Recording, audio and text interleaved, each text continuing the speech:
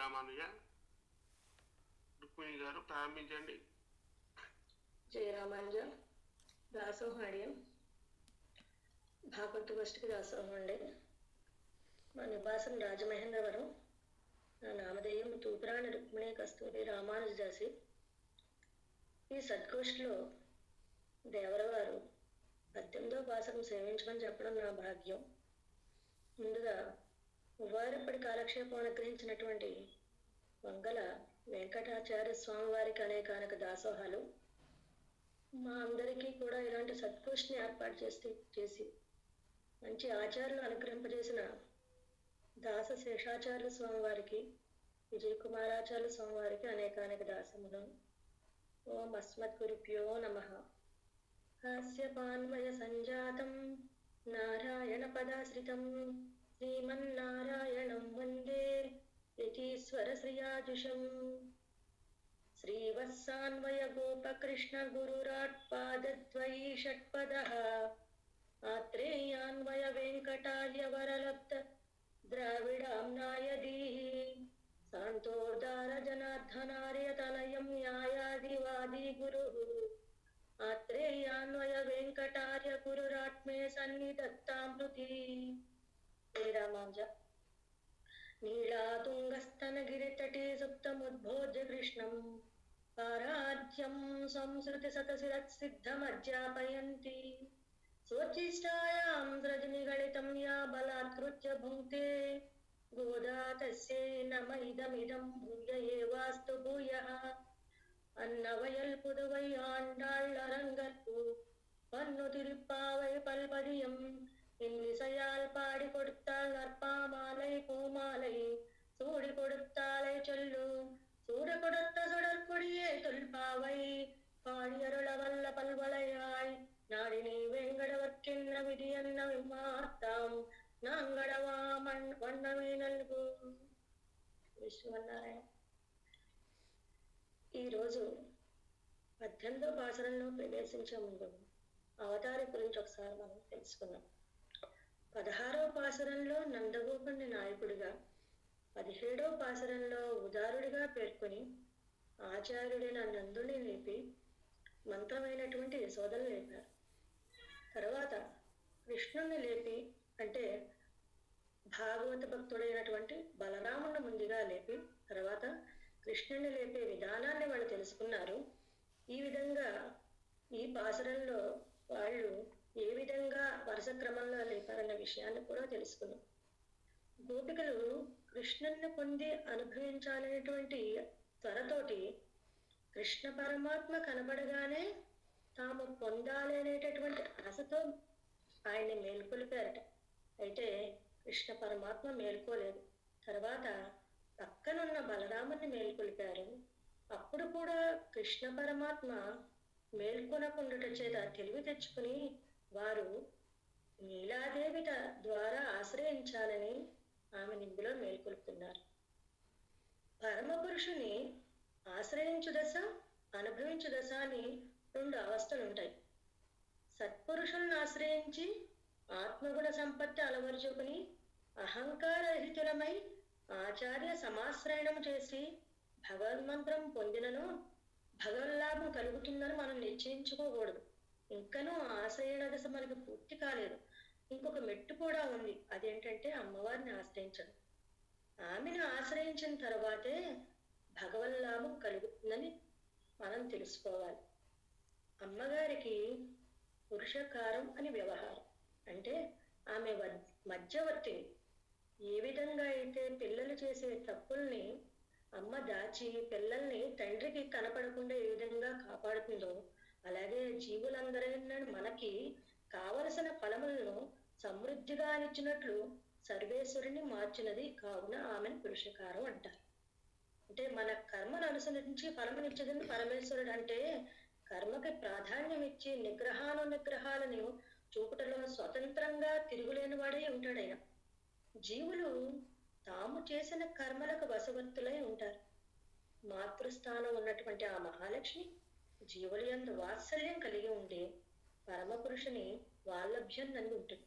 అంటే జీవుల యందలి వాత్సల్యము చే కర్మలచే వీరు పడే పాటలను చూసి అమ్మ ఓర్వలేక వీరంతటి వీరు ఆ పాపాలను పోగొట్టుకోలేరని పరమేశ్వరుని సర్వేశ్వరుని ఆశ్రయించి పాపాలను తొలగింపచేసి ఆనందింప చెయ్యాలని అమ్మ ప్రయత్నిస్తుంది.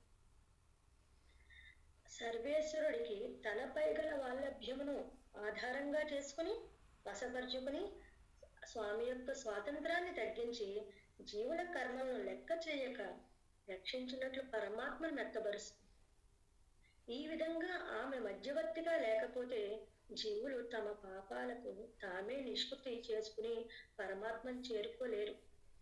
ఆమెను ఆశ్రయింపని వారు పరమాత్మానందు లేరని గుర్తించి గోపికలు నీలాదేవుని మేల్కొల్పుచున్నారు. ఆ పరతత్వం శ్రీమన్నారాయణకు శ్రీదేవి, భూదేవి, నీలాదేవి అని వారు దేవులు. వారిలో శ్రీ ప్రధాన తత్వం. ఆమె అవయముల వంటి వారే మిగిలిన దేవుడు. శ్రీతత్వమే మనచే ప్రధానముగా ఆశ్రయింపదగింది. పరతత్వంగా ఉన్నప్పుడు శ్రీదేవి, భూదేవి, నీళ్ళలు ముగ్గురు దేవులుగా ఉంటారు. వ్యూహ వ్యవస్థలో పాల సముద్రంలో వచ్చేసరికి శ్రీ భూదేవులు మాత్రమే ఉంటారు. పరమాత్మ అవతారాలుగా ఉన్నప్పుడు శ్రీ ఆమె యొక్క అవతారాల రూపము కూడా మార్పు చెందుతూ ఉంటుంది. అంటే వరాహవతారాన భూదేవిలాగా, శ్రీరామావతారమున శ్రీదేవి రూపాంతరమై సీతాదేవి గాను, కృష్ణావతారమున నీలాదేవి. అందుచేత ఆయా అవతారాల్లో ఆయా దేవుల ద్వారా ఆశ్రయించి వారి ద్వారా పరమాత్మను పొందాలి. అలాగే ఇక్కడ ద్రావిడ సాంప్రదాయమున నీలాదేవి శ్రీకృష్ణ పట్టపురాలు. ఈమె శ్రీకృష్ణునికి కులశీల వయోవృత్తంలో సంజాత ఎప్పుడుచే ఈమెకే పట్టం కట్టారు. నీల యశోదా సోదరుడైన కుంభుడను వాని పుత్రిక. ఈమెను 7 ఎద్దులను కలిపి కట్టి శ్రీకృష్ణుడు వివాహం చేసుకున్నాడు. ద్రావిడ సంబంధంలో ఈవిడికే కొన్ని పేర్లు పేర్కొన్నారు. పిన్న పిరాట్టి అన్నారట. అందుకే మొదటి ప్రార్థనా శ్లోకంలో ఆవిని నీలాతుంగ స్తనగిరి తటి సుప్త ముత్పోజ్య కృష్ణం అని నీలాదేవితో కలిసి శయనించిన శ్రీకృష్ణుని గోదాదేవి మేల్కొన్నట్లు పేర్కొనబడింది కదా. ఈ లక్ష్మీతత్వమే చాలా ప్రధానమైనది. భగవాన్ని పొందించడంలో జీవునికి సాయపడింది శ్రీయే. భగవానుడే ఉపాయమైనను భగవానుడు ఉపాయమును మనకి తెలియజేసి దానిని చేరినట్లు చేసేది శ్రీ. భగవానుడు మనచే పొందబడినప్పుడు భగవానుడితో చేరి ఉండి మనకు ప్రాప్యమై ఉంటుంది. అందుచే శ్రీ పురుషకారం మధ్యవర్తినై భగవాన్ని ఆశ్రయింపచేయునది. అందుకే మనకి శ్రీయప్పతులు ఇద్దరూ మనకు ప్రాప్యము. ఆ మిథునముకే మనం అందరం చెందినవాళ్ళం. వారి సేవలు చేయటయే మనకు పరమ పురుషార్థం. శ్రీ అనే శబ్దానికి 6 విధాలైన అర్థాలున్నాయి. ఆశ్రయించినది, ఆశ్రయింపబడినది అంటే సర్వేశ్వరుని సర్వదా విడువక చేరి ఉండేది కనుక శ్రీ అనబడును. జీవులతో ఆశ్రయించబడేది కనుక శ్రీ అనబడును. పరమాత్మతో ఆ అమ్మ యొక్క ఎలా ఉంటుందంటే పరమాత్మతో అమ్మ ఎలా చేరి ఉంటుందంటేట మణితో ప్రభవలే, అంటే మణితో మెరుపులాగా, పువ్వుతో వాసన వలె, సూర్యునితో కాంతి వలె. ఈ రెండింటినీ విడదీయడానికి కుదరదు. అలా కలిసి ఉంటారు ఇద్దరు. అలా కలిసి ఉండి చేతలను అందరినీ ధరింపచేయటకు సాయపడుతూ ఉంటుంది అమ్మ. అలాగే జీవుల చేత ఆశ్రయించబడుతూ ఉంటుంది. తర్వాత వినునది, వినిపించునది అని 2 అర్థాలున్నాయి. జీవుల మొరల్ని విని అది శ్రీమన్నారాయణకు విన్నవిస్తుంది కాబట్టి ఆమెను శ్రీ అందరు. తర్వాత పరిపక్వం చేయనది, హింసింప చేయనది అని 2 అర్థాలున్నవి. ఏంటంటే ఆత్మలను భగవంతునికి యోగ్యముగా పరిపాకముగా చేయగలిగింది శ్రీ. పరమాత్మచే జీవుని పాపాలను నశింపజేయనిది శ్రీ.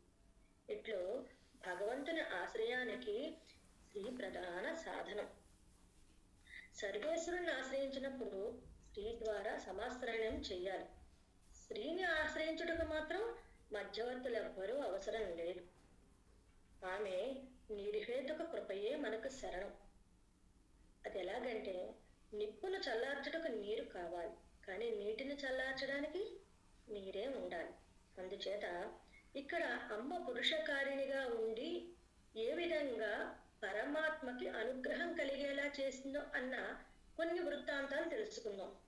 హనుమ లంకలో సీతాదేవిని వెతికి వెతికి లభించక విచారంతో చివరకు అశోకవనానికి వెళ్ళడానికి సిద్ధపడుతూ ఆయన ఒక శ్లోకం చదివాడు. ఏంటంటే, నమోస్తు రామాయ సలక్షణాయ దేవ్యేచ తస్యే జనకాత్మజాయే. లక్ష్మణ సమేతుడకు శ్రీరామునికి నమస్కారం, దేవి యొక్క జనకాత్మజకు నమస్కారం అని సీతమ్మకు నమస్కరించి, అమ్మా ఆనాడు నువ్వు జనకులకు ఏ విధంగా లభించావో అట్లే నీవే నీ అంత నాకు దర్శనం ఇవ్వమని ఆవిడ్ని ప్రార్థించాట. వెనుకటి పాసనంలో గోపికలు బలదేవా కృష్ణుణ్ణి పొందింపగలవాడని బలరాముణ్ణి అర్థించారు. కానీ అతనికి కూడా శ్రీయే ద్వారమని గుర్తించి నీలాదేవిని మేల్కొల్పుతున్నారు. బలరాముడు ఎవరు? వెనుకటి అవతారంలో లక్ష్మణుడు. అప్పుడు శ్రీరాముడు అరణ్యమునకు వెళ్ళినప్పుడు లక్ష్మణ్ణి అరణ్యానికి రావద్దని వారించాట. అప్పుడు లక్ష్మణుడు వెళ్ళి సీతమ్మను ప్రార్థిస్తే ఆ తర్వాతే శ్రీరామునితో తాను కూడా వచ్చిందని చెప్పాడట. అంటే సీతామువాచాతీయస రాఘవంచ మహావ్రతం. తన కోరికని ఎవరికి చెప్పాడంటే ముందుగా సీతమ్మ తల్లికి చెప్పి ఆమె ద్వారా శ్రీరామునికి తెలియజేసి సఫలమయ్యాడని మనకు తెలుస్తాం. కావున మనం అందరం ఏం చేయాలంటే నీలాదేవిని ఆశ్రయించిన కానీ శ్రీకృష్ణుడు మేలుకొనడని గోపికలు ఆమెను మేలుకొలుపుతున్నారు. ఇంకా అమ్మ పురుషకారిణిగా ఉండి ఏం చేస్తుందంటే, సీతమ్మ దగ్గరగా ఉండుట చేతనే కాకాసురుడు రావణాసురుని వలనే అంతఃపుర ద్రోహం చేసినను చంపదగిన వాడైనను శ్రీరాముడు చంపక ఒక కన్ను మాత్రం తన బాణానికి గురి చేసి వదిలాడు. అంటే కాకాసురుడికి దగ్గరగా అమ్మ ఉండడం వలన మరణాన్ని నుంచి తప్పించుకున్నాడు. అమ్మ అనుగ్రహానికి గురి అయ్యాడని మనం ఈ వృత్తాంతం ద్వారా తెలుసుకోవచ్చు. వదాహమపి కాకుత్సహ కృపయా పర్యపాలయత్. చంపదగిన అపరాధం చేసిన కాకాసురుని కూడా శ్రీరాముడు కృపచే కాపాడని కదా.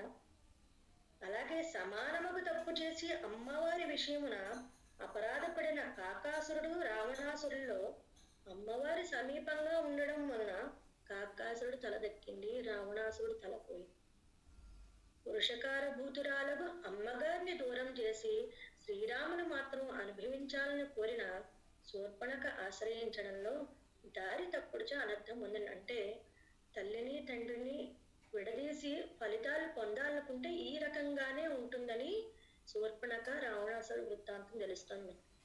స్వామి శ్రీరామచంద్రుని దూరం చేసి సీతమ్మను మాత్రం అనుభవించాలని ప్రయత్నించిన రావణాసురుడు కూడా అనర్థం పొందాడు కదా. ఈ రకంగా వీళ్ళిద్దరూ తల్లిని తండ్రిని వేరు చేసి ఫలితాలను అనుభవిద్దామని కోరుకోవడం వల్ల వారు ఏ రకంగా అయితే అనర్థాన్ని పొందారో, అందుచేత శ్రీరాముని ఆశ్రయించడానికి ముందు సీతమ్మ అనుగ్రహానికి పాత్రులైన వారే దుఃఖం తొలగి సుఖం పొందారు. వారి జంట అవిభాజ్యము, అదే మనకు సేవ్యము.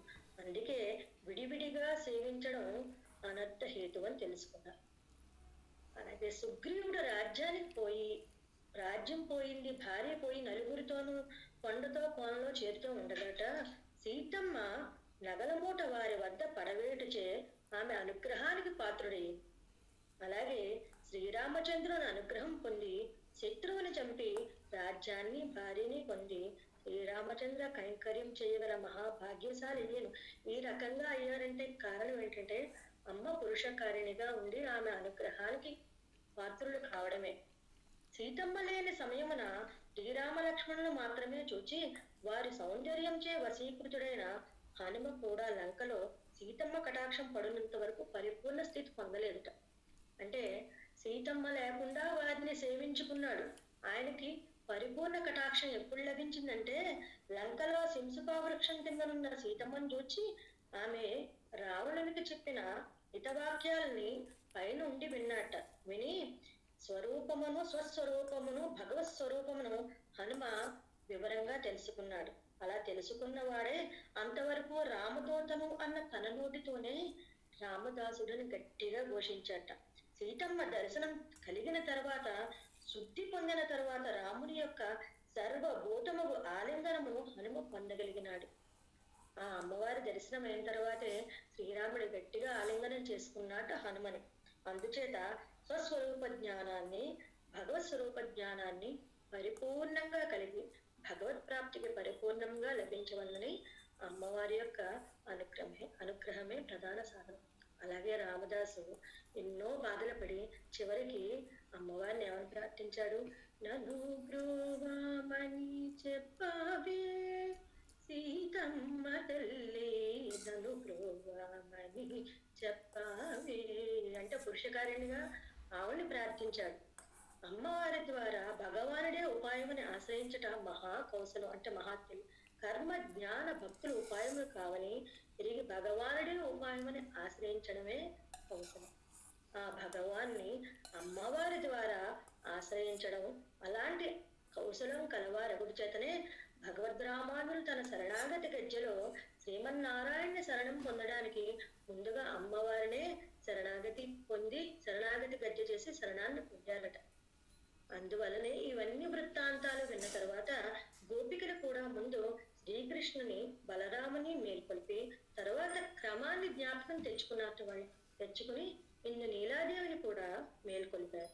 పురుషకార భూతురాలకు నీలాదేవిని ఈ పాశరంలో మేల్కొల్పి ఉపాయముగా కృష్ణ పరమాత్మను తర్వాత పాశరంలో మేల్కొల్పారు. తర్వాత ఉపాయమైన నీలాదేవి శ్రీకృష్ణుని ఇద్దరినీ కూడా మేల్కొల్పారు. ముందుగా ఈ పాఠాన్ని ఒకసారి అనుసంధానం చేద్దాం.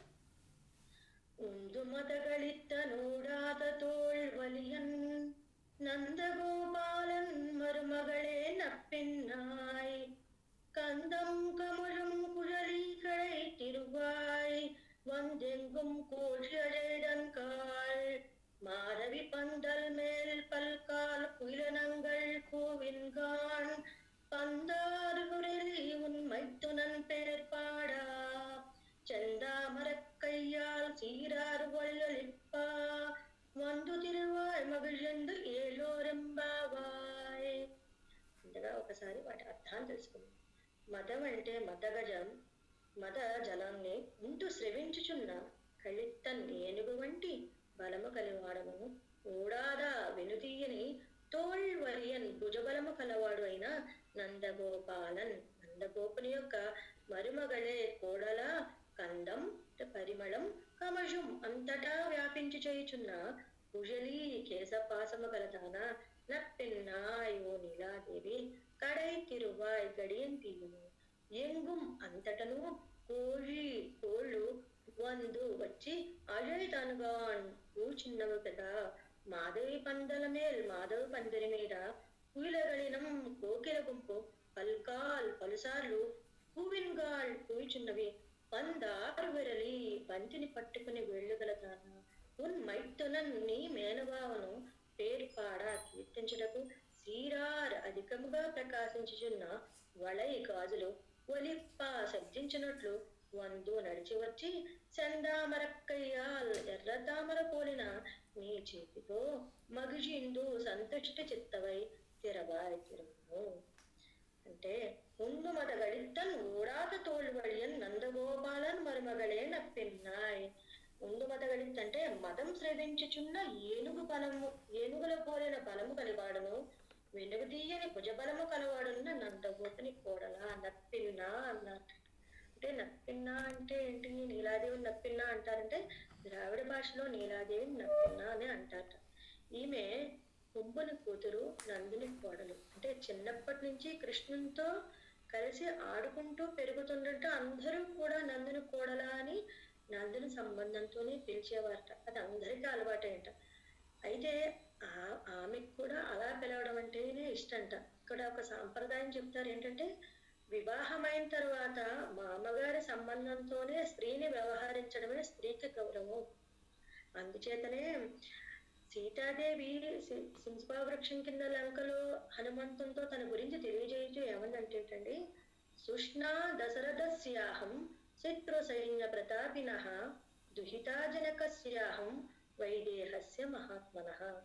ఏం చెప్పిందంటేటవిడ, నేను దశరథుని కోడలను, శత్రు సైన్యాన్ని తప్పింపజేయ ప్రతాపం కలవాడు మా మామగారు, విదేహరాజుకు జనక మహారాజు కుమార్తె నేను. అంటే ముందుగా దశరథుని కోడలుగానే ఆమె చెప్పిందండి.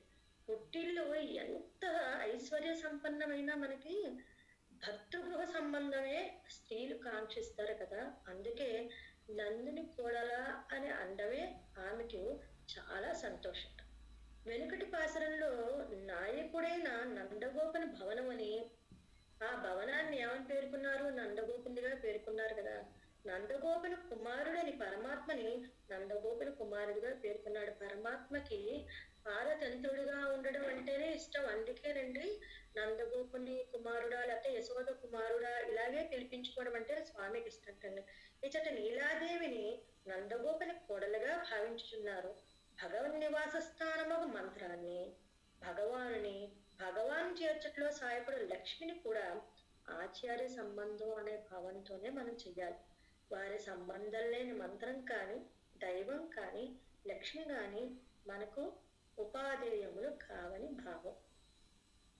ఆచార్యుడకు భగవానుడు వశవర్తియే ఉండునట్లే పురుషకార భూతురాలకు లక్ష్మికి కూడా వశవర్తిని అయి ఉండును. ఆచార్యునికి ఎలాగే వశవర్తుడు అవుతాడో పురుషకారుడు అమ్మకు కూడా అలాగే వశవర్తుడై ఉంటాడు. సంసారం అనేది పుట్టిన ఇల్లు. పరంపదం ఏంటి? మనకి అత్తారిల్లు.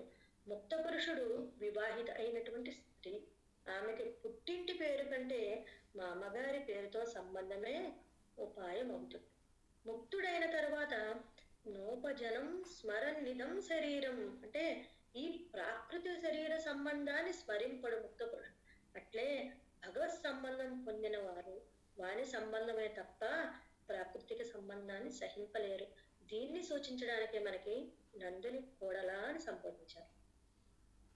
అయితే ఈయనకి ముందు మదగలిత్తన్ నూడాత తోలువని ఏనుగు అంటే ఏనుగంత భుజబలం కలవాడంటే సేవించుచున్న మదం గల ఏనుగులంత బలం కలవాడని, సేవించుచున్న మదం గల ఏనుగులతో పోరాడేంత బలం గలవాడని, సేవించుచున్న మదము గల ఏనుగులు కలవాడని ఒక 3 అర్థాలు ఉన్నాయి. అందుకే ఉందుమత కళిత్తన్ అనే పదాలకి ఈ అర్థాలు ఈ విధంగా చెప్పారు. అయితే నందుడు ఏనుగులతో పోరాడినట్లు గాని వానుకున్నంత బలం ఉన్నవాడు గాని ఎక్కడా మనకి లేదు, ప్రసిద్ధంగా లేదు. కానీ కృష్ణుడికి కోలయాపీడమును జయింపగలిగినంత బలం ఇతని కడుపున పుట్టుడు చేతనే కలిగిందని గోపికలు భావించారు. అంటే ఒక వంశంలో పిల్లలు ఏదైనా గొప్పవాళ్ళైన వాళ్ళ మంచి పనులు చేస్తే వాళ్ళ యొక్క కీర్తి తల్లిదండ్రుల యొక్క కీర్తి పిల్లలకి వస్తుందంటారు. సందేహం లేదు. ఈ వృత్తాంతాలు చూస్తే తెలుస్తుంది. మత్త మాతంగములు కలవాడు అర్థానికి నందగోపలకి ఏనుగులు లేవు కదా, అసలు ఆ విశేషణం ఎందుకు సరిపోతుందని మనకందరికీ సంశయం వస్తుంది. కానీ వసుదేవుడు నందుడు ప్రాణమిత్రులు అవడం వల్ల వసుదేవుని ఏనుగులు నందుని పల్లెలో ఉండేవిట. అవి కూడా ఏంటంటే వీరి గేదెలు వందలతోటి వాటితోటి వెళ్ళిపోతూ ఉండేవిట. అందుకే నందుడికి ఏనుగులు కలవాడు అని అనడానికి సరిపోతుంది. అలాగే శత్రుపక్షం చూచులను జంకని భుజబలం కలవాడు నందగోపు. పక్కనే కంసుని ఊరి పక్కనే కృష్ణుని పెంచగలుగుతున్నాడంటే నందుడు కంసుడికి సామంతుడే. కప్పం కట్టించుకున్నంత కాలం విధేయుడిగా ఉన్నాడు ఎవరు? నందుడు. కానీ అంతకు మించి ఎదిరించేటటువంటి ధైర్యం కూడా ఉందిట. ఎలాంటి ధైర్యం అంటే వాడి అయిన వేలాయుధాన్ని పట్టుకు తిరిగేవాటండి. అలా పట్టుకు తిరిగి కంసుల్ని పొడవగల సామర్థ్యం గలవాడు నందుడు. ఈ విషయం కంసుడు కూడా తెలుసు. అందుకే తన శత్రువైన నందుని ఇంట్లో పల్లెలో పెరుగుతున్నాడని తెలిసినాను తన దాడి చేయడానికి ప్రయత్నించలేదు. అలాగే ఎంతో మంది రాక్షసులను పంపించాడు తప్ప తన మాత్రం వెళ్ళలేట. కంసుడి పట్టణంలో ఉండుటకు భయపడేవారు నందుని పల్లెలో భయం వీడి తలదాచుకున్నారు. అందుచేత కృష్ణుడు కూడా మధుర వదిలి రేపల్లె చేరాడు. దీనికి రహస్యం కూడా ఉంది. నందగోపుడు ఎవరు? ఆచార్యుడు కదా.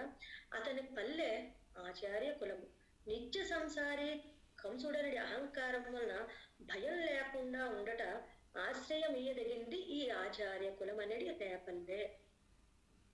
ఈ విధంగా నిత్య సంసారి అయిన చేతనుడు తాను చేసిన చెడు నడతలకు జంకి భయపడి సర్వేశ్వరుని సర్వశక్తిమత్యాది గుణాలను భావించి భయము తీరి అదసో భయంగతో భవతి నభిభేతి కుదర్శన అంటే అభయం పొందిన వాడే, దేని వలన భయం లేని వాడే. కృష్ణుడు అనాయాసంగా ఎంతమంది అసురులను సంహరించాడు. చాణూర ముష్టికుల్ని మల్లుల్ని ఎదిరించగల భుజబలం నందుని కుమారుడు ఒకటి వల్లనే కలిగిందని వీరు నందుని భుజబలాన్ని ప్రశంసించారు. అంతా కృష్ణుడి యొక్క బలమంతా నందుడిదే. నందుని కూడలా అని పిలుచుట ఏంటంటే, మీ మామగారు ఏది కావలసిన వారికి దాన్ని ఇచ్చడు ఉదారులు కదా. నిన్నటి పాసరంలో అంబారమే తన్నీరే సూర్య అరం సయ్యం అనే దానిలో నందుడి యొక్క ఔదార్యాన్ని మనం ప్రశంసించాం కదా. అలాంటి మామగారికి నువ్వు కోడలు కదా, మా కోరిక కూడా తీర్చాలి కదా అని సూచించటకే నందవ్రజంలో కృష్ణుడు అవతరించిన పిమ్మట నందుని కోడలు గాని వారెవరున్నారు అంటే అందరూ కోడళ్లే కదా నందవ్రజంలో, అందరూ ఉన్నారు కదా అని లోపల నుంచి అడుగుతుంటేట బదులు పరక నా పేరు పెట్టి పిలుస్తున్నారా నప్పిన్నా అని పిలిచారట. పిలిస్తే వాళ్ళు ఎందుకు అలా పిలిచారంటేట, ఎంతసేపటికి పిలుస్తున్నా ఆవిడ రాకపోయేసరికి ఆదరంగా పేరు స్ఫురించేటట్టుగా పిలిచారట నప్పిన్నా అని.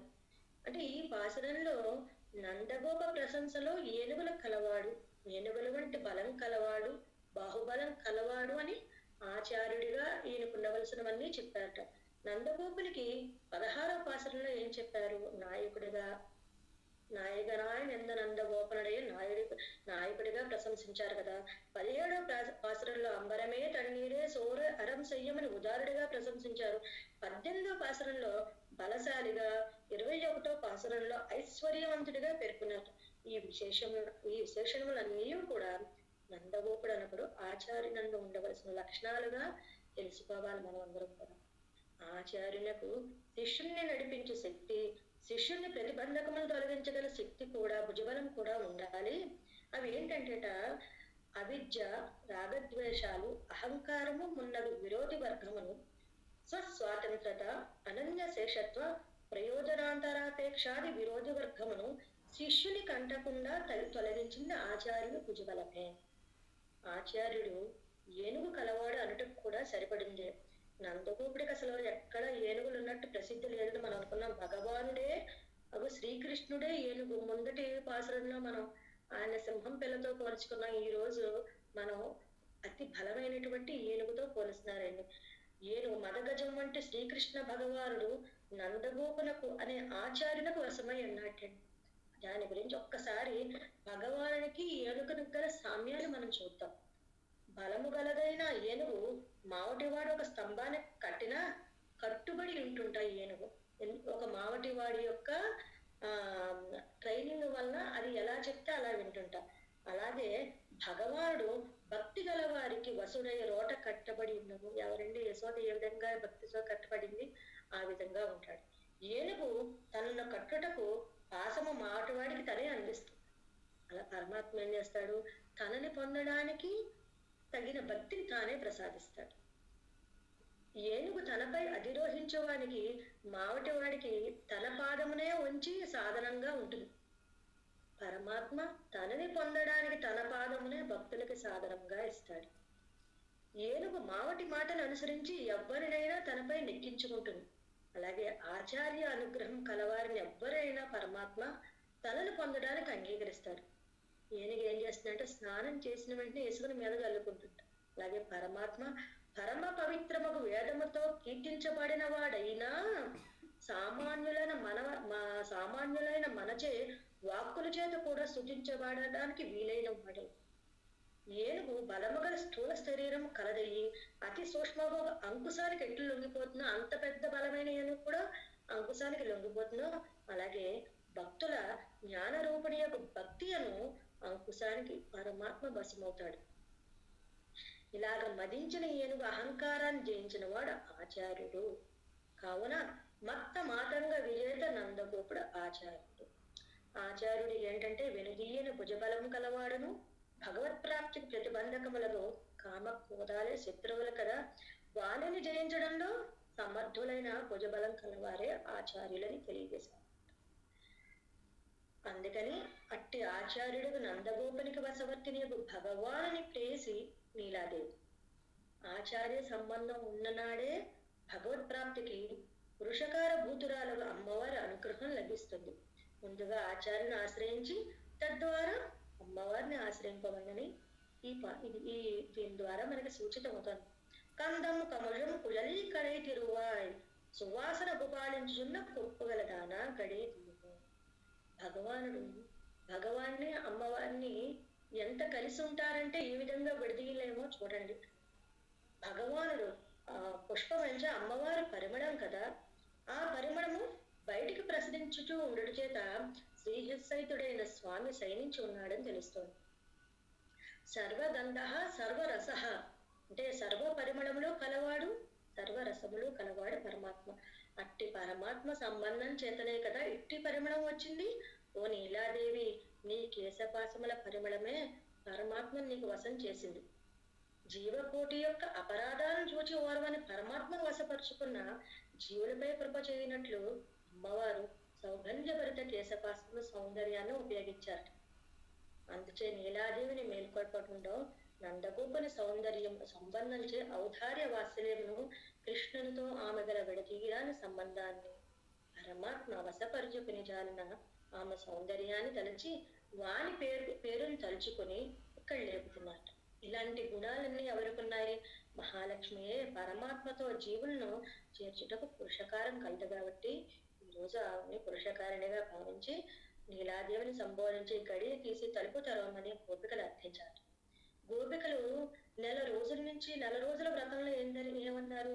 మేము పువ్వులు ధరించుకుని ప్రతిజ్ఞ చేశారు కదా, కానీ అట్లు తాము ప్రతిజ్ఞ చేసి ధరించకుండా ఉన్నాం కదా మేమందరం, నీలాదేవి పూలు ధరించి ఉండడం తగదని ఆమెకు తెలియజేయడానికే సువాసన వెదజల్లుతున్న కేశపాసము గల దాన అని సంబోధించారు. వందు ఎంగుం కోళ్ళు అడేదనగాళ్, కోళ్ళు వచ్చి ఎల్లడలా కూర్చున్నవి అన్నట్టు. ఇక్కడ కోళ్ళు అంటే ఏంటంటే సారం అంటే ఏంటంటే కోళ్ళు ఏదైనా మేత తింటున్నాయనుకో గ్రహింపవలసిన దాన్ని తీసుకుంటాయి, మిగతా వాటిని అక్కర్లేని వాటిని వదిలిపెట్టేస్తాయి. అలాగే ఇక్కడ భగవత్ కైంకర్యమున్న శ్రద్ధ గల భగవద్భక్తులు కర్మాచరణము మనసు పరిశుద్ధి పొంది సారాసార వస్తు వివేకంతో గ్రహింపదగిన దాన్ని గ్రహిస్తారు, లేని దాన్ని విడిచిపెడతారు అని గృహస్థులైన వారు భగవదనిష్ఠులై తాము తెలుసుకున్న వాడిని ఇతరులకు బోధించు భాగవతోత్తములే కోళ్ళు ఇక్కడ.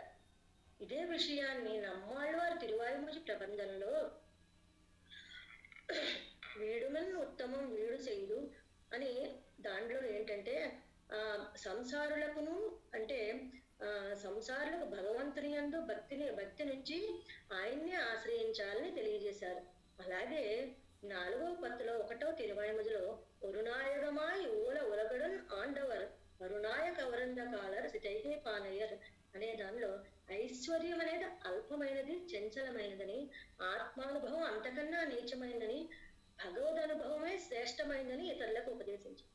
అలాగే 2వ పత్తులో 10వ తిరువాయుమూజిలో కిళరుడి ఇళమై కెడువడన్ మున్నం వలరుడి మాయోన్ మరువియ కోయిల్ అంటే ఆ పురుషార్థాన్ని చేకూర్చడానికి దివ్య దేశమైన తిరుమాలరంజోలైన ఆశ్రయించమని, తర్వాత ఒజువుల కాలమెల్లా ఉడనాయమని ఒజువులాడిమయ్య దివ్యవేణున్నామని 3వ పత్తులో 3వ తిరువాయుమూజిలో భగవత్ కైంకర్యం అంటే ఆ తిరువేంకటనాథుని శ్రీ వెంకటేశ్వరుని చరణాలను సర్వదా ఆయనకే కైంకర్యం చేస్తూ ఉండమని ప్రార్థించడం అని, తర్వాత 3వ పత్తులో 5వ తిరువాయుమూజిలో మొయిమ్మాం పూంబొజులు పొయ్యిగే ముత్తలే చెరే పట్టు నిన్న కైమాముక్కరుడు చేయదా కార్ముక్కులు పోలవಣ್ಣన్ పెన్నన్ అని భజనలో పారవస్యాన్ని అంటే భగవత్ కైంకర్యం చెయ్యువారిని ప్రశంసించి చెయ్యని వారిని నిరసించేటటువంటి తత్వం.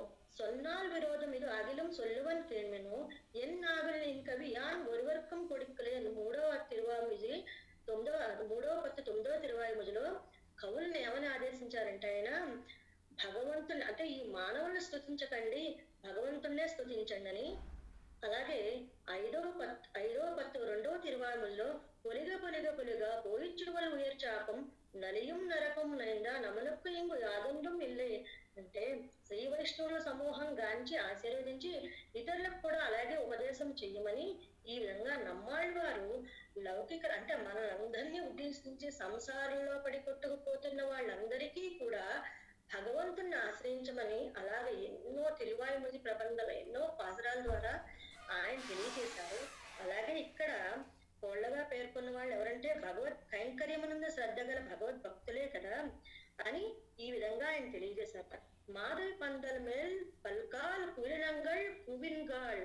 మాధవి పందిరి మీద పలుసార్లు కోకిల గుంపు కూర్చున్నవి కదా. ఇక్కడ మాధవ్ అంటే ఎవరండి? అమ్మవారే. ఆ మహాలక్ష్మి అనన్య శరణత్వ, అనన్య భోగ్యత్వ, అనన్యార్హత్వములు ఆకారత్రయంగా కలిగి భగవత్ పరతంత్రులాయే ఉంది కావున ఆమెను లతతో పోల్చారు. ఆ లత ఎవరిని ఆశ్రయించింది? పందిరి నారాయణుడే. మాధవ పందిరి అనగా శ్రీమన్ నారాయణ తత్వం. అదే ఆధారంగా ఉండేవారు ఈ కోకిళ్ళ ఆళ్వార్లు. వారెప్పుడు భగవద్దాసుల సంఘంతో కూడి ఉండడంతో కోరుకుంటూ ఉంటారు. అవిచ్ఛిన్నంగా భగవద్గుణగానం చేయటయే వారి స్వభావం. అందుచేత మాధవ పందిరి మీద కోకిళ్ళు పలుసార్లు కూర్చున్నవి అన్నారు. పందారు విరలి, బంతిని నిండిన వేళ్లు కలదానా అంటే బంతిని పట్టుకున్న వేళ్లు కలదానా అంటే చేతనాచేత్మకు సర్వ జగత్తు బంతి. అమ్మవారు ఈ జగత్తును పరమాత్మను రెండు చేతులతో పట్టుకుని ఉన్నారట. ఆమెకు ఈ విభూతి సర్వ జగత్తు ఒక బంతి ఒక చేతిలోను, విభూతి మంతుడకు పరమాత్మ ఒక చేతిలోనూ ఉంటారు. అంటే నారాలంటే ఏంటి? నారములనగా నిత్యములుగా సర్వ పదార్థాలు ఇదే బంతి. ఇది ఒక చేతిలోను నారములైన ఆధారములో ఉండే పరమాత్మ వేరొక చేతిలోనూ ఉంటుంది. ఈ రెండింటినీ కలిపే తత్వమే త్రితత్వం. వారి చేరికయే నారాయణ తత్వం. ఈమె భోగ్యభూతముకు పరమాత్మ ఒక చేతిలోను, భోగస్థానముకు విశ్వం ఒక చేతిలోను ఉంటుంది. గోపికలు తాము కూడా ఆ నీలాదేవి వలె శ్రీకృష్ణ పరమాత్మతో బంతిని పట్టుకుని అరుణుడి దశ అనుభవించినట్లు ఆ నీలాదేవిని అనుగ్రహించమని ప్రార్థిస్తారు. గోపికలు తాము వచ్చిన కార్యాన్ని నీలాదేవికి వివరించున్నారు. ఏమంటే మైత్తునని పేరు పాడా. ఇప్పుడు ఏమన్నారంటే నీ భావ యొక్క పేరు పాడుటకు, నీ ప్రియుని గుణాలు మేము కీర్తించడం, నీతో వానికి గల సంబంధం పట్టే కదా. నీతో సంబంధం ఉండడం చేతనే కదా మేము వారిని చేరగలుగుతాం. నీ పేరు ముందు పెట్టిన నాడే ఆయనకి పరిపూర్ణత. శ్రీమన్నారాయణ సంబంధం అని స్త్రీ సంబంధం చేతనే నారాయణత్వాన్ని ఆశ్రయింపగలుగుతుంది కదా. అందుకే శ్రీరాముని సీతాదేవి సంబంధం పెట్టియే మిథిలానగర వాసులు ఆరాధించినట్లే నీలాదేవి సంబంధం బట్టియే కదా గోపికలు శ్రీకృష్ణ ఆశ్రయిస్తున్నారు అని నీ భావ పేరు పాడేవమ్మ. చెందామరక్కయ్యాల్ శ్రీరారు వడగలిప్ప వందు తెరవాయ్ మగుజిందు. ఎర్ర తామర పువ్వును పోలిన చేతితో సౌందర్య భరితముల గాజులు ధ్వనింపగా వచ్చే సంతోషంతో తెలియదు. అప్పుడు ఎంతగా ప్రార్థించిన తర్వాత ఆవిడ ఏమందంటేట, అయితే తలుపు తెరుచుకుని మీరే లోపలికి రెండని నీలాదేవి గోపికలతో వెళ్తే అప్పుడు గోపికలు అన్నట, మా అంతటి మేము తలుపు తెరుచుకునేవారం కాదమ్మా, నీవే తెరిచి లోపలికి మమ్మల్ని ప్రవేశపెట్టని నీలాదేవిని అర్థించాట. దానికి ఏంటంటే అర్జునుడికి గీతోపదేశం చేసిన తర్వాత సర్వధర్మాన్ అను చర్మ శ్లోకమున మా శుచః దుఃఖింపవలదు, పాపాలను నేనే వదిలింతోనే కృష్ణ పరమాత్మ అభయం ఇచ్చాడు కదా. గోపికలు ఆ మాటకు ధైర్యం చెంది ఉండలేని వారై అమ్మగారిని ఆశ్రయించారు. సర్వేశ్వరుడే ఉపాయమని ఆశ్రయించిన నాడు జీవులు తమ పాపములు తాము దిగులు పడవలసిన అవసరం లేదు. లంకలో అశోకవనమున సీతమ్మను హింసించిన రాక్షస స్త్రీలు త్రిజటా స్వప్న వృత్తాంతం విని విజయం పొందిన శ్రీరాముడు తమ నెట్లు హింసిస్తాడు అని భయపడుతున్నారు.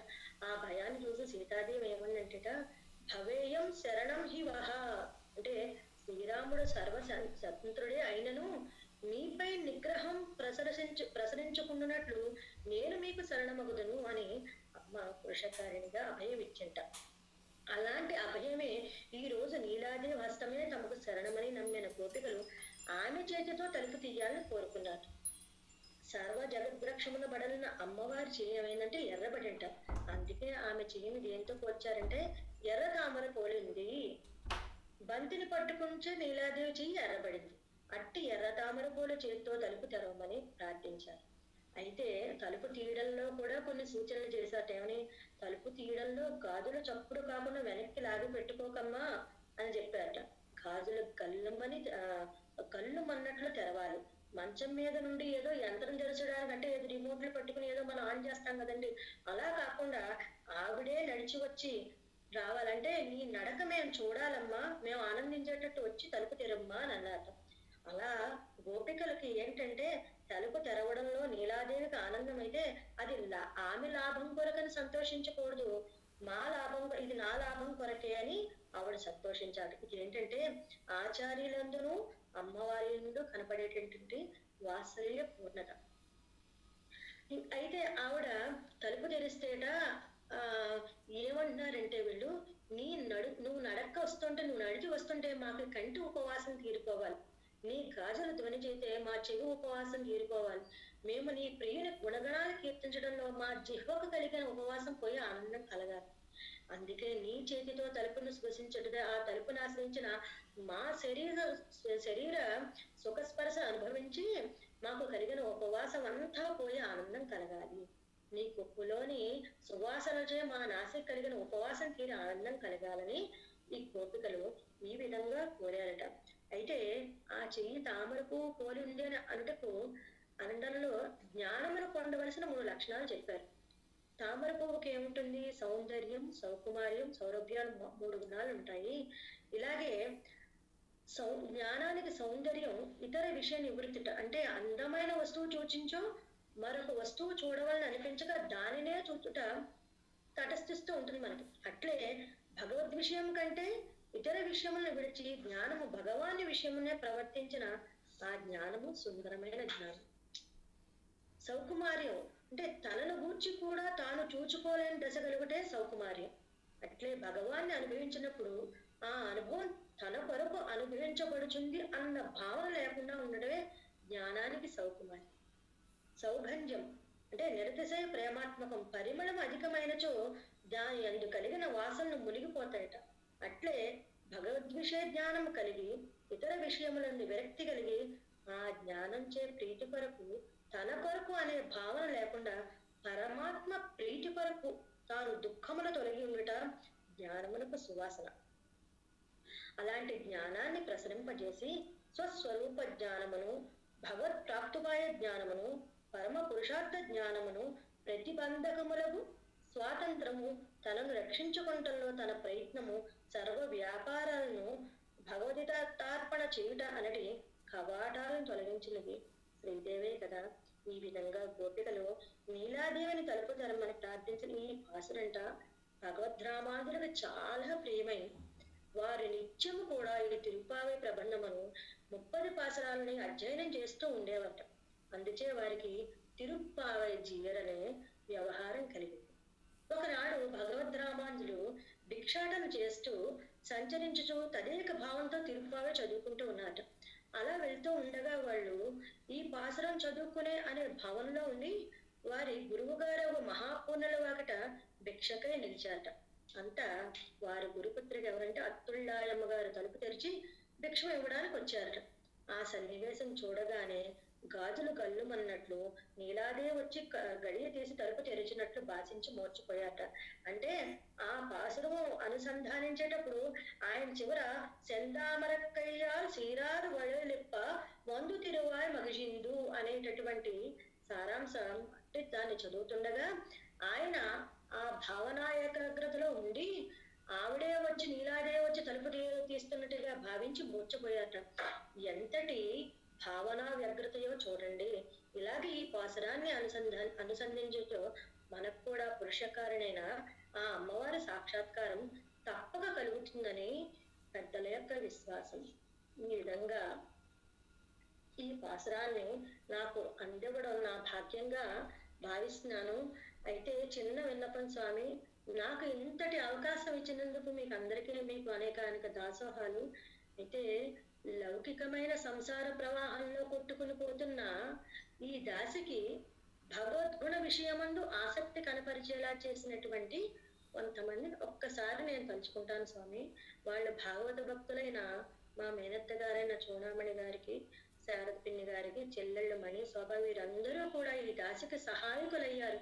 ఇది ఎంతో పుణ్యం చేసుకుంటే లభ్యమైంది కాదు. ఇంకో విషయం ఏంటంటే మా జన్మ సుకృతం ఏంటంటే భగవద్విషయమైన తిరువాయుమజిని అమ్మగారైనటువంటి డాక్టర్ టీకే చూడామణి గారి దగ్గర మేము సేవించుకోవడం అనే భాగ్యాన్ని ఆచార్య పరంపర అనే గోష్ఠి ద్వారా ముడుంబై రామకృష్ణమాచార్యులు గారు వారి ఆధ్వర్యంలో నడిపిస్తున్న ఆ సద్గోష్ఠిలో మేము పాలు పంచుకుని ఆ తిరువాయుముజి పాసురాలను మేము నేర్చుకుంటున్నాం స్వామి. అది ఎంతో సుకృతంగా భావిస్తున్నాం. ఈ రోజు తిరువాయుముజి పాసురాల్లో కొన్నిటినైనా ఈ నాలుక స్పృశించి చెప్పిందంటే కారణం ఆ అమ్మగారి వల్లనే. వారందరికీ అనేక అనేక దాసోహాలు సమర్పించుకుంటూ జై శ్రీమన్నారాయణ. దాసోహం. జయ రామానుజ. చాలా అద్భుతంగా ఈరోజు ప్రతి విషయము కూడా ఎక్కడ ఏది వదిలిపెట్టకుండా ఆశాంతము రమ్యంగా కట్టిపడేసింది అమ్మగారు, ఎటు కదలకుండా. బాగుందమ్మా, చాలా చక్కగా ఉంది. మీ యొక్క ఒరవడి బాగుంది.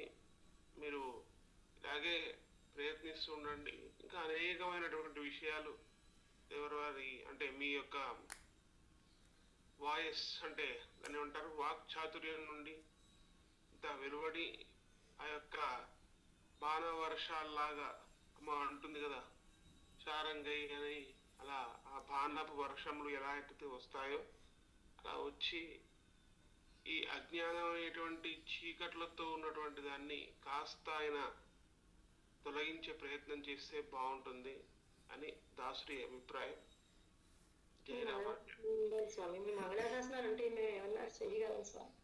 అయ్యయ్యో దాసుడు, నేను అందరికి నచ్చిన వాడి తల్లి. నేను ఇప్పుడే దేశంలో ఉన్నాం, ఏం ఇబ్బంది లేదు. అందరం కలిసి ఆచార్య అనుగ్రహాన్ని పొందుతూ ఎప్పటికప్పుడు రిఫ్రెష్ అయ్యి కొత్త కొత్త విషయాలు తెలుసుకొని ప్రయత్నం చేద్దాం.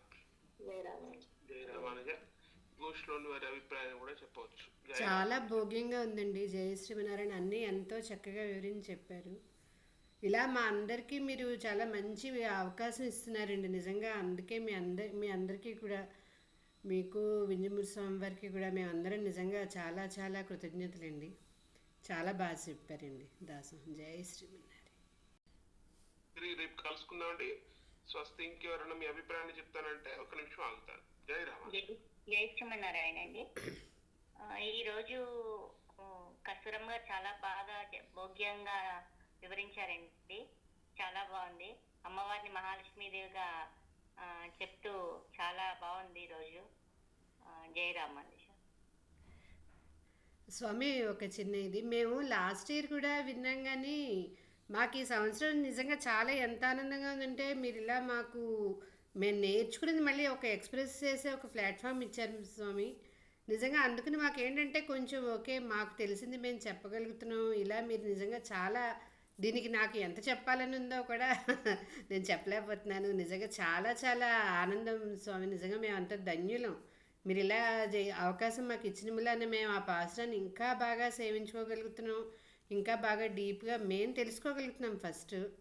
దాన్ని ఇలా మాకు ఎక్స్ప్రెస్ చేసే అవకాశాన్ని మీరు నిజంగా ఇచ్చారు స్వామి. ఈ టైం మాకంటూ అందించి నిజంగా అందుకని చాలా చాలా ధన్యవాదాలు స్వామి మీకు. దాసోహం అండి. జయ శ్రీమన్నారాయణ. మనందరం కూడా ఏం చేస్తున్నామంటే, అమ్మ దగ్గర నేర్చుకున్నది అమ్మ నాన్న మళ్ళీ నేను చెప్పింది నాకు అప్పచెప్పు అని అడుగుతుంది కదా. అవునా కాదండి? అమ్మ మనకు ఇంట్లో లౌకికంగా మనకి ఏదైనా చిన్నప్పుడు నేర్పించినప్పుడు నేను మళ్ళీ అడుగుతాను, మరి నాకు చెప్పాలి, నువ్వు చెప్తే నీకేదో లడ్డు చేశాను, ఏదో మైసూర్ పాక్ చేశాను, మళ్ళీ చెప్తాను, చెప్తే ఇస్తాను అని అంటుంది కదండి. నిజంగా మీరు చెప్పినట్టు ఎల్కేజీలో పిల్లలు నేర్చుకుని మేము ఇంటికి వచ్చి పద్యం చెప్తూ ఉంటారు. అలాగే మీరు ఇలా చెప్పిస్తుంటే మాకు నిజంగా ఒక ఆనందంగా ఉందండి. అయ్యో మేము కూడా చెప్పగలుగుతున్నాము, మేము ఇంకా నేర్చుకోగలుగుతున్నామని. అది ఆ ఆనందాన్ని నిజంగా ఎక్స్ప్రెస్ చేయలేకపోతున్నాను ఇంతని. నిజంగా చాలా ఈసారి పాఠశాల మాత్రం మేమంతా ఇంకా బాగా డీప్గా నేర్చుకున్నాం. ఇన్నేళ్ల నుంచి కంటే ఈ సంవత్సరం ఇంకా ఎక్కువ నేర్చుకున్నాం స్వామి. నిజంగా దానికి నిజంగా పురుషకారం మీరు అందరూ. చాలా చాలా ధన్యవాదాలండి. ఏం పర్వాలేదు, అదే మనం చేసే పని. అదే చిన్నప్పుడు మనకు ఇంట్రెస్ట్ పుట్టాలి అని చెప్పేసి నా అమ్మ ఏం చేస్తుంది, నేను చెప్పింది మళ్ళీ నాకు చెప్పు అని అంటుంది కదండి.